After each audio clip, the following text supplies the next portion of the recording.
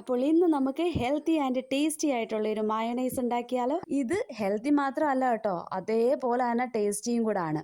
അപ്പോൾ ആദ്യം നമുക്ക് ഇതിനായിട്ട് വേണ്ടുന്നത് 1 ലിറ്ററോളം പാലാണേ.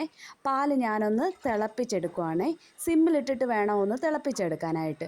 നമ്മളിങ്ങനെ കൈ വിടാതെ ഇങ്ങനെ ഇളക്കി ഇളക്കി കൊടുക്കണം. കാരണം എന്ന് വെച്ച് കഴിഞ്ഞാൽ അതിൻ്റെ ഈ നെയ്യൊക്കെ ഉണ്ടല്ലോ, അത് അടിഞ്ഞു കൂടും. അത് അങ്ങനെ ആവാതിരിക്കാൻ വേണ്ടിയിട്ടാണ് ഞാനിങ്ങനെ ഇളക്കി ഇളക്കി കൊടുക്കുന്നത്. പാലൊന്ന് തിളച്ച് കഴിയുമ്പോഴേക്കും നമുക്ക് നാരങ്ങ പിഴിഞ്ഞൊഴിച്ച് ഇതിനെ ഒന്ന് പിരിച്ചെടുക്കാം. ഇത് പെട്ടെന്ന് തന്നെ പിരിഞ്ഞ് കിട്ടുവേ. ഈ ഒരു പാകം ആകുമ്പോഴത്തേക്കും നമുക്ക് സ്റ്റൗ ഓഫ് ആക്കിയിട്ട് ഇതിനെ ഒന്ന് അരിച്ചെടുക്കാം.